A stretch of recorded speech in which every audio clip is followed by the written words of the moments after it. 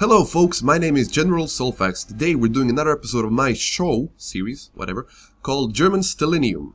In a series in which I attempt to prove that a decent German tanker can do better in Russian tanks than a Russian tanker can do in the same tanks. Or basically, that Russian tanks are overpowered and that they need some adjustment or some rebalancing. In this episode we're going to be looking at the first two tanks in the Kilment Voroshilov family of tanks in wartime. They're basically the KV-1s, the KV-1 L11 and the KV-1 ZiS5. Also, we're going to be taking a look at the KV-1E.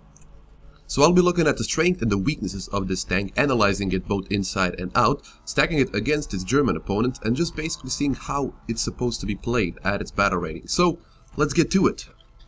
This tank stands at a very special place in history, and virtually alone there.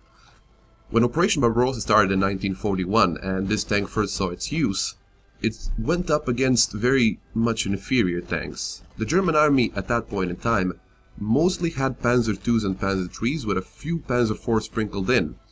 And those tanks were never designed to fight against such a heavily armored tank like this. And when the KV-1 first made its appearance alongside a T-34, it was virtually impenetrable by any single German piece of both artillery and tanks. On August 14, 1941, soon after Operation Barbarossa started, the 8th Panzer Division encountered 7 KV-1s near Krasnogravdisk, near Leningrad. We're just gonna call it that. In short, those 5 KV-1s managed to destroy 43 different German tanks and pieces of artillery in a very short time. And this is one of the biggest victories any Russian tank, has managed to pull off against their German opponents. Although most of those tanks, well not most, all of those tanks were Panzer IIIs and Panzer IVs with very small guns, 20mm and 37mm guns, which none of those could actually penetrate a KV-1 from the front or even from the back, I think. Doesn't matter. It speaks magnitude about how much this tank was superior to its German opponent and how effective its armor was at the beginning of the war. Although being very well armed and very well armored, near the end of the war they outgrew their usefulness, whilst their armor and their guns became outdated, and they were eventually replaced by the IS tanks, the IS-2 and the IS-1, although they did serve a very good purpose in the Russian army during World War II.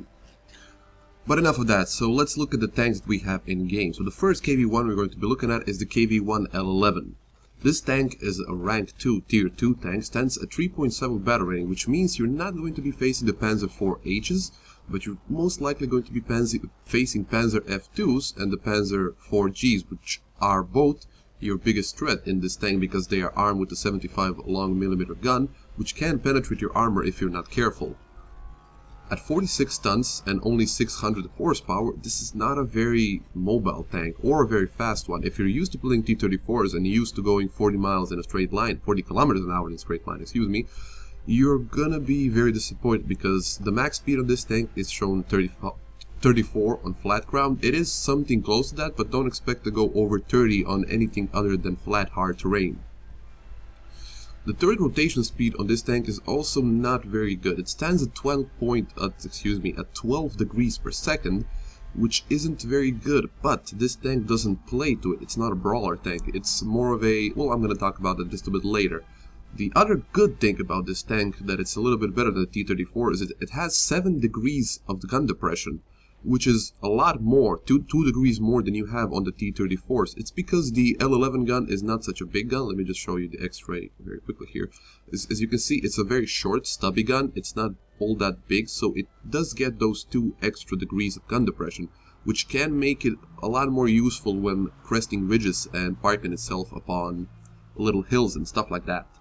So the only thing left to talk about is the gun and the armor. So let's look at the armor very quickly here. Although this tank is notorious for shrugging off damage like it's nothing, like I told you just a few seconds ago, or was it minutes, doesn't matter, you're not going to be fighting Panzer IIs in this game. You're going to be fighting mostly Panzer IIIs and Panzer IVs, and those Panzer IVs are going to be equipped with a long 75mm gun that's specifically designed to take out T-34s and KV-1s. But yeah, let's look at the armor. You got 75mm of armor at the front lower plate and the front upper plate. You got 75 on the sides, and you got only 70 and 60 at the back. But that's not a big problem because you don't want to show your ass to the enemy anyway. Okay, the turret has 75 all around, and although that sounds great, the turret is basically your biggest weak spot on this tank because it's very flat at the front, and it's hard to angle your turret when you're shooting at the target, because if you angle your turret when you're shooting a target, you're not going to be shooting at them. Yeah. But yeah, although this tank is very well armored, there are still a lot of weak spots on it. Well, some weak spots. You can eliminate some, like the front plate. If an enemy is looking at you from the front, they're gonna be any Panzer IVs and some Panzer IIIs, even with the stock ammo at close ranges, are going to be able to penetrate your front plate. But if you angle it, such as like a little bit more like this, around like this, almost showing this beak here, the side of your tank all the way towards your enemy, you get around 100 millimeters of armor at the front plate, from 100 and something to 120 at the farthest end, and around 130 at the lower plate, which means this tank is basically, even at medium ranges, unpenetrable at the front if your enemy is shooting at the front plate, by even Panzer IV F2s and Panzer IV Gs, which are going to be your main nemesis in this tank. But the main weakness of this tank is, unfortunately, its turret, just like on the T-34. Although it has 75mm on the turret, there's a lot of flat spot on it. Where you're gonna get penetrated the most is this area right here, around the gun mantle and these cheeks. Because it's only 75mm of armor, if you don't angle it, even if you do angle it, you're not gonna get a lot more armor. But it does present a lot harder shot to your opponent. And even if you do angle your turret, the cheeks here are very vulnerable, because there's some places that are only 75 and 80mm of armor. Although they can prove to be bouncy at times, they are not impenetrable.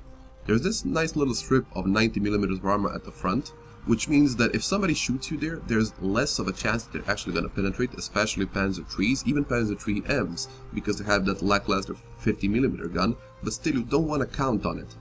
I'll talk about the armor on this tank a little bit more in the following clips, but I just want to get through this quickly so we can get to the actual gameplay and not bore you with this garage stuff. Now, the gun on this tank is the L11 gun. It's the same gun that you get on the T-34 1940, and like on the T-34, it's not a very good gun, but it is suitable for what you're shooting at. It can penetrate everything you're gonna face if you know where to shoot.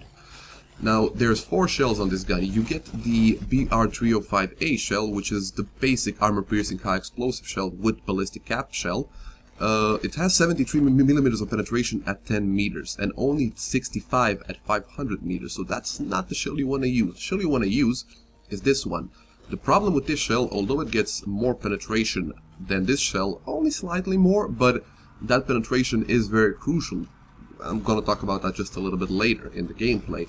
The thing that this shell does not have is high explosive filler, so in some situations this shell is not going to perform satisfactorily, and it's gonna take a lot more than just 2 shots to kill an enemy tank, but we'll get to that a little bit later. The high explosive shell on this tank, just like on any other tank in the game that has a low caliber gun, is completely useless, but it does get this shatter shell that has 37mm of penetration at 10 meters and 35 at 100 meters, which I never used this shell because these first 2 shells are easily much better than this shell, because they're gonna kill everything, not just lightly armored targets. They're gonna kill absolutely everything. So basically you want to use this shell, mainly because it has more penetration. The reload on this gun is decent. At 9.3 seconds, you're gonna be able to match shell for shell with the Panzer IVs. If you get the first shot off, you're most likely gonna get the second shot off before they get the first shot in, if they're unable to actually locate you. The last thing I want to talk about this tank is the way that its crew members and modules are actually placed. So, as you can see currently, this layout here of the ammo is when you have all the ammo equipped in it. I would suggest that you only use 30 pieces of ammunition, because if you use only 30 pieces of ammunition, these and these and these ammo racks, all of them are going to be gone. The only ammo rack you're going to have left is the one beneath the whole crew. Now, that serves to be a little bit of a problem, because unlike on the German tanks, the transmission and the engine are at the back of the tank, and there's not a lot of stuff to actually soak up all that shrapnel and high explosive detonation when you get penetrated from the front. But like I said earlier, this tank's armor is the best at its front, and if you angle it correctly, a lot of people are not going to even bother shooting at your front plate. They're going to go straight for your turret, which means that you're going to lose your gun a lot. You're going to lose it a lot, so you make sure you have a good repair crew on this tank, and make sure your crew members are sufficiently vital, have the sufficient number of vitality not to die from a small piece of shrapnel getting stuck in their heads. So now that we're finished with the KV-111, I want to look at the KV-1 ZiS5. The main difference between the KV-1 ZiS5 and the KV-1 L11 are its armor and its gun. So let's look at the armor very quickly here. So you've gotten another additional 25mm of armor on top of the 75 that you already have, which makes this tank from the front, unless your enemy shoots at a few weak points like this driver's viewport, the machine gun port, and these little two holes here, makes basically your tank from the front impenetrable if your opponent decides to shoot at your front plate and is not watching his aim. But all of this comes at a price. This tank now stands at 4.7 battle rating. That's a whole 1.0 battle rating higher than the KV-1 L11. Another thing that's changed on this tank is the gun. It now features the ZiS5 cannon, which is also a 75mm gun and has a little bit of a better reload, but that's just because of my crew. Now, the ZiS5 cannon is, in my opinion, the same gun as the F-34 on the T-34. So let's look at the shells that we have here. So you got the main shell. The first shell that you get has only 80mm of penetration, just like on the F-34. The second shell, and the shell you're going to be most likely using, is the BR-305B shell, which has 98mm of penetration at 10 meters and 87mm of penetration at 500 meters. So this is sufficient enough to kill any Panzer IVs, any Stugs, any Panzer IIIs that you're going to be facing against, if you know where to shoot. But the problem comes when you're going to be facing Tigers. Now, additional to that, you have, of course, the high explosive shrapnel shells, but also you have a armor-piercing composite rigid shell, so APCR shell. On paper, it has 135mm of penetration, but as you can see on the values here, on 500 meters, it has less penetration than the BR-305 round has at 100 meters. So this round is not very effective, although being in truth a armor-piercing round. It's not gonna penetrate Tigers, believe me. It's gonna penetrate them at short ranges, and if you're at a Tiger, if you're fighting against a Tiger in close quarters combat, you're dead. So yeah. The third round here is the armor-piercing cap ballistic shell, a similar shell on like we have on the L11 gun that we are supposed to use. But the problem with this shell, it's even weaker than the one on the L11 gun, and I've had only bad experiences with this shell. So the last tank we're going to be taking a look at is the KV-1E, which is basically a KV-111 with a slightly different gun and more armor. So let's look at the armor. The armor is your standard 25mm at the hull, but you also get these 5 strips at the sides, which can prove to be hard to penetrate if you don't know they're there. So my advice is, if you manage to flank a T-34, a KV-1, shoot it at here at the engine deck, where these two little things are. What are those? I don't even know. So yeah, shoot it there or shoot it in the back. When it turns your turret towards you, you can either shoot it here, if you're looking at the sides, or shoot it in the back, because the back is not protected. But another big thing about this tank, it gets additional turret armor. It gets 30 more millimeters of turret armor, which kind of eliminates the biggest weakness of this tank, but it still leaves some weak points on this tank. So you're not going to get penetrated around here all that often. There is still a chance at close range that you might get penetrated here and here. But the main thing you want to worry about is your gun. The beard beneath the gun is very vulnerable. It's very big, it's nice, flat and juicy, and it attracts a lot of shells. Believe me, it attracts a lot of shells. I know this because I played this. Basically, this is the KV-1B that you have in the German tree, the Finnish captured KV-1B.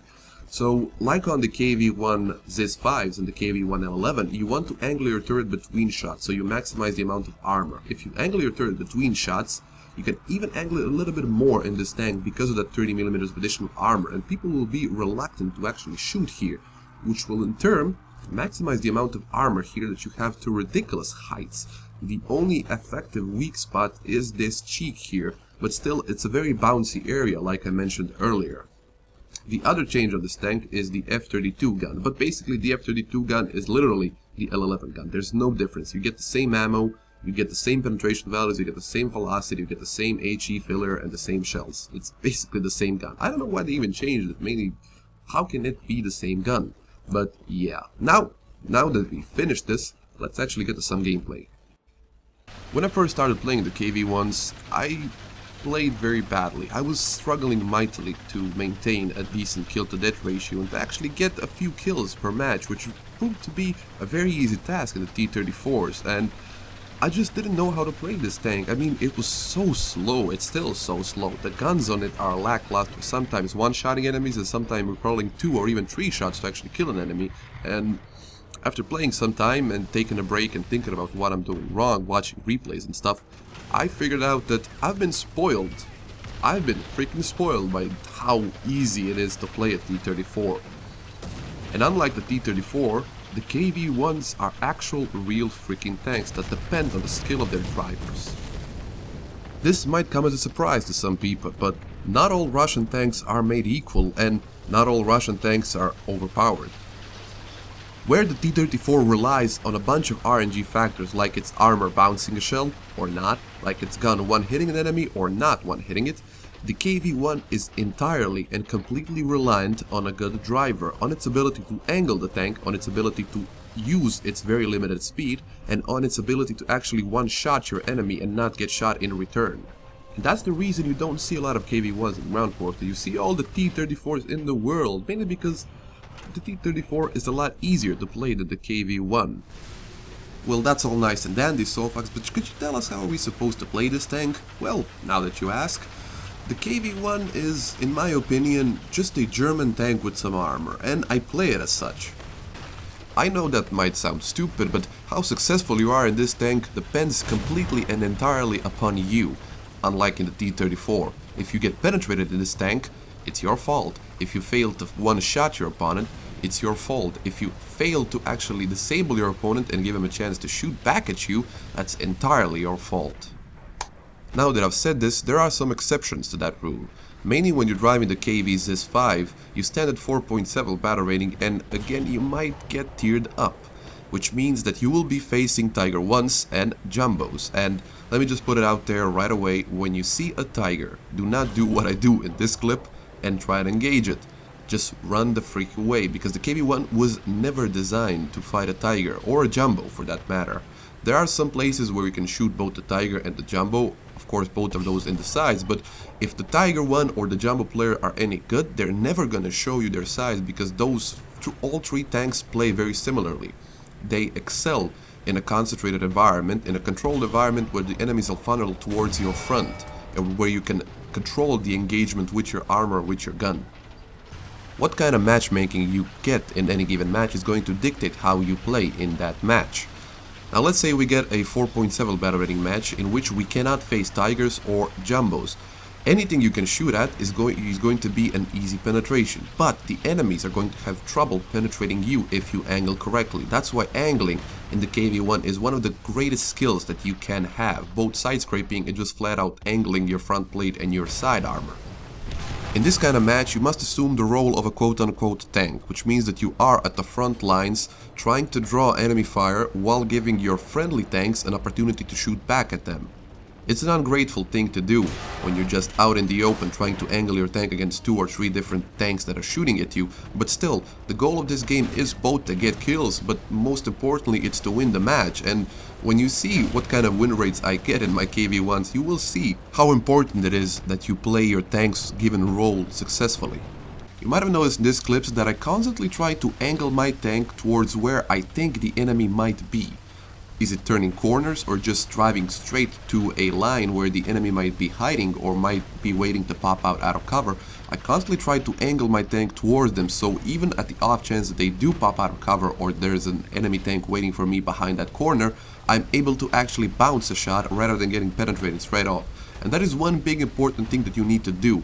You need to constantly try to angle your armor for the possibility of the enemy shooting at you from any given direction. Which in terms means that on any given map you want to choose your route very carefully. You want to choose the one where both of your sides are protected by hard cover. And if there's none of those very safe routes to take, you want to choose a route that protects at least one of your sides, so you can kind of funnel your enemies towards your left and towards your front, like I'm doing in this clip. When that fails and when the enemy manages to sneak behind you, you're very exposed, and because of the slow traverse speed of this tank and the slow turret's rotation speed, there's not a lot you can do. As you can see, I'm taking shot after shot from that Marauder tree there, but again, this tank is very durable and it can take quite a lot of shots to take it out. One other good skill to have, although very situational, is side scraping. The idea behind side scraping is that instead of showing your enemy your front plate, where your armor is quote-unquote the most thickest. You show them your side plate at an extreme angle whilst hiding your front plate and your turret. What that does is most of your enemies will have trouble penetrating your side armor because it is at such extreme angle. Most of the shots are either going to just bounce off you harmlessly or going to get eaten up by your tracks. Now this is, like I said, a very situational skill. It works best when you have cover to your front and to your sides. Unfortunately here there's a hole here on this little building, and I'm getting constantly penetrated through the turret. That's not supposed to happen. The benefit of side scraping is that while your enemy is trying to fruitlessly shoot at your side armor, you allow your friendly tanks to actually take them down, and that's what happens in this clip. I do eventually get taken out, but that's just because I try to shoot back, as you can see. And the idea behind side scraping is that you only shoot back when you know that your enemy just bounced off you, and when there's only one enemy to shoot back at you. But when the unfortunate thing happens that you do get tiered up, you can side scrape and you can angle all you want, but the thing is you're not going to be able to penetrate your enemy at a constant basis. Now here I'm facing off a Sherman Jumbo. I think it's the 105mm one. And the thing is, its front armor, whilst angled like this, is too hard for me to penetrate it. Even its turret, even its sides. So I try to shoot at its sides a few times, but that's a futile effort. So you need to know where your enemy's weak spots are. And one of the biggest weak spots on the Sherman Jumbo is, as you can see where I'm currently aiming, beneath the first drive wheel on the tracks, trying to shoot at that little belly of the tank at the front plate. I don't know how thick it is, but I know that I've always had good results when I'm trying to shoot at that from the front. And as you can see, I'm trying to angle my tank correctly here, and he's trying to shoot me and failing at doing so. I do manage to take him out eventually after repeated shots into that little plate that I just showed you, but in these matches you cannot count on getting a good shot at your enemy at all times. So what you want to do when you get tiered up, instead of playing the frontline fighter, you want to transition into playing a support tank. What it means to play a support tank is, rather than being at the front of the battle and trying to tank shots and give your team a chance to actually shoot back at the opponent, you want to kind of stick back and try to get a shot in whenever you can, but not overexpose yourself and attract enemy attention. I know it sounds kind of stupid, being in such a highly armored tank, that you do not want to attract enemy attention. I mean, you're a heavy tank, but still, especially in simulator battles where heavy tanks only get one single life, you don't want to die too early, which means in high tier battles, 5.7 battles, you want to leave the Tigers and the Sherman Jumbos to the T-34-85s, to the KV-85s, and to the IS-1s and 2s. You want to try and prey on the quote-unquote weak. At the times where you actually do face off against a Tiger, like I do in this clip, and when he's not paying attention to you, it's very tempting to just keep putting shell after shell into him in hopes of actually penetrating him. But the thing is, he is ignoring you for a reason. Every decent tank driver knows which tank can penetrate it. If you're driving a Panzer IV, you need to be aware that everything can penetrate you. If you're driving a Tiger 1, you know that if you get a good matchup, and if you angle your armor correctly, there's almost nothing that can effectively penetrate you. You saw what happened there. I was trying to shoot at the Tiger 1 and I got shot and flanked from the sides here, and I will get killed in just a second, but the point that I'm trying to make is you're not equipped to fight a Tiger 1 or a Jumbo from the front. You want to either flank around them, but because this is a very slow tank, that is a very hard thing to do. When you do see a Tiger or a Jumbo in a KV-1, the best thing to do is actually ping them on the map and inform your team that, hey, there's a Tiger there, hey, there's a Jumbo there, please take them out. The reason behind this is there's always T-34 and 85, T-34-85s and KV-85s on the team if there's Tigers on the other team. So it's their job to take them out. Another very important thing to do, unlike that I showed you in this clip just a second ago, is you need to be aware of where your closest cover is, because when you get shot by a Tiger, he's going to penetrate your armor regardless of how well you angle, and you want to be able to shoot at him and then get back into cover. To use this tank to its fullest potential, you need to have great situational awareness, which means that you need to be able to decide at the beginning of the match and at the midpoint of the match where you're supposed to be and what you're supposed to do. And because this tank is so slow, once you commit to it, it's very hard to change your course and try to go somewhere else. All in all, the KV-1 ZiS5 and the KV-1 L11 are both very good tanks when they meet equal tiered opponents, but when you get tiered up, you start to struggle, and in theory, if you're a good player, you're gonna get tiered up more often than not. So yeah, that's all I have to say about that, really. I don't know what else to say about the KV-1, other than it's a great tank, but only in a good tanker's hands. So now we've come to that point in the video where I'm supposed to show you my skills in this tank, quote-unquote skills, my success in this tank, excuse me, my kill to death ratio, my win ratio, how many times I played that tank, and all that good stuff. So here it is on the screen right now. The results aren't really dandy, and I don't have a lot of games played in both the KV-1s, but I still think these games that I've played gave me a great insight on how I'm supposed to play this tank. Now you might be thinking to yourself, like, what the hell is this guy talking about? His kill to death ratio is awful. Like, it's not even 2 to 1 in the KV-1s. I mean, 16 deaths and 29 kills in the ZiS5 and only 8 deaths and 13 kills in the L11. I know it's bad, but look at the win ratings. I mean, 87% win percentage in the KV-1 L11 and 72 win percentage in the KV-1 ZiS5. I think that speaks magnitude about that it's not all that important to get kills. I mean, you should get kills. You're helping your team that way. But if you win, it doesn't matter if you get kills. It only matters if you win. Yeah. My name has been General Soulfax. I hope you enjoyed this video and I will see you next time.